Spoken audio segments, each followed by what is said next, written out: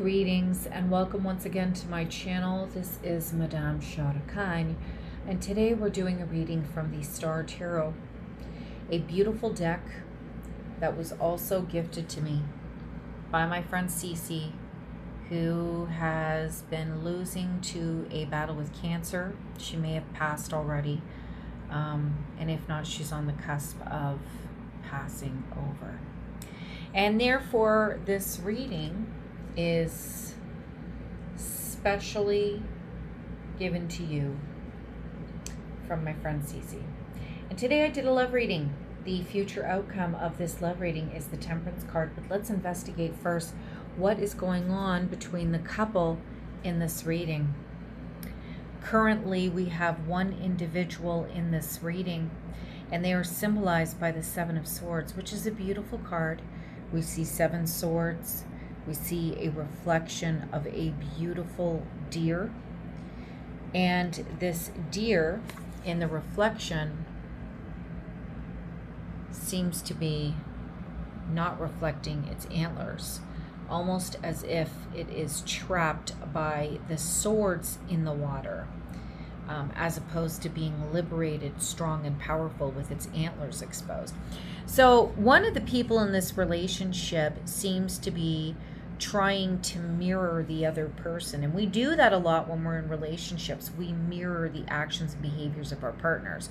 However, instead of mirroring in order to bring healthy reflection to the relationship, this person is mirroring the other partner in order to manipulate them and entrap them.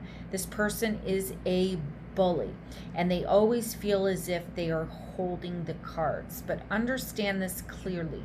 When you are a bully in a relationship, what ends up happening is, in any kind of relationship, is you use all of the aggression and all of the manipulative tactics that your partner casts upon you or your family member or your friend, and then you end up using it against them. So if you notice, this strong, statuesque deer or buck is standing proudly, thinking that the other aspect of itself or its friend is entrapped with all of its weapons used against them, when in reality those weapons can be remobilized, so attacking the statuesque deer or doe or buck. Regardless, the Seven of Swords has a lot to do with running away from things, escaping things, doing underhanded things, and that's what we have in this partnership. One of the partners is being manipulative, is trying to entrap the other, is not being forthright, is being sneaky and underhanded in order to use certain characteristics against their partner. Now we go to the other partner that is symbolized by the Six of Swords. And this partner just wants freedom, serenity, the open ocean. They don't want to feel as if they're being trapped. And if you notice in both cards, water is also an aspect here. So here one of the partners is basically keeping the other one underwater. And then the other partner just wants to be free in the water. So there's a lot of emotions involved here. One partner uses emotion in order to oppress, and then the other partner wants to use emotion in order to liberate oneself, bring cleansing, happiness, relief, and calmer waters.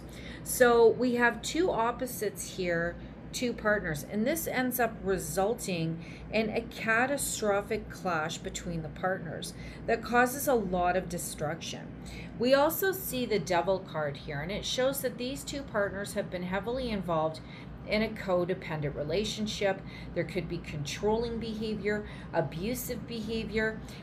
This feels like, to me, as if one person enjoys oppressing the other in order to maintain control in the situation, and they're energy suckers. They're taking from this person, and in order to take from somebody and oppress them, you must have control. So I feel like control is a huge aspect of this relationship, and that's why one of the partners wants to escape, like in Finding Nemo, wants freedom, wants to escape into the open. And this is causing some destruction because obviously there are feelings here. And based on the cards, it looks as if this couple are going to stay together. But in order to do that, they have to find balance, they have to find health, they have to find healing. They have to do a lot of inner work individually before they can make their relationship work together. In addition to that, the Strength card also presented itself, and you see the lion being tamed by the maiden, the beautiful woman. And not only that, but she's also holding a snake in her hands. So she has the ability to connect with the wilder elements of our personal emotions and our psyche and our existence. She can harness those wild instincts and subdue them, reason with them, and come up with a more peaceful solution while still loving the most dangerous of animals. And it's the same in our relationships. So we have one person that is on the attack, wants to control and oppress. We have a history of being in a controlling relationship with someone, and we have another partner wanting to escape in this catastrophic outburst. So it seems to me like something really big and drastic happens between the couple, and this is what causes one to want to take off and leave, and the other one to exert more force. Unfortunately, when we have tower movements, we think we can control the outcome, but we cannot. So what is being suggested to you today and in the collective, if this reading resonates with your relationship, to embrace calm and clarity and let your intuition guide you. And what you were being told is not to be controlling, not to be toxic, not to be abusive, not to get physical, not to be over controlling and to bully and then try to disarm your partner. What you were being told is that you must find a balance, that you must calm down and find clarity, and then start soul searching for the appropriate answers on how to cope with your relationship. The future of this relationship is about balancing the needs of both partners, balancing the needs of the individual, healing oneself, and coming to an impasse with your partner whereby you learn how to meld together as opposed to resisting one another. And this could also go in the other direction where it suggests leaving your partner.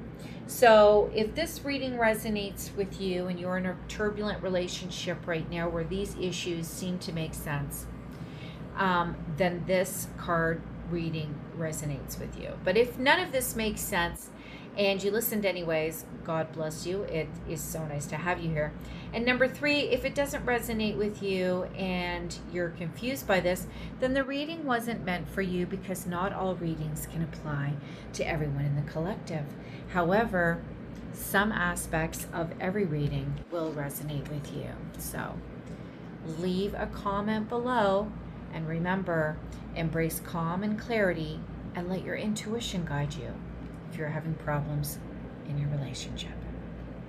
And this is Madame Sharka.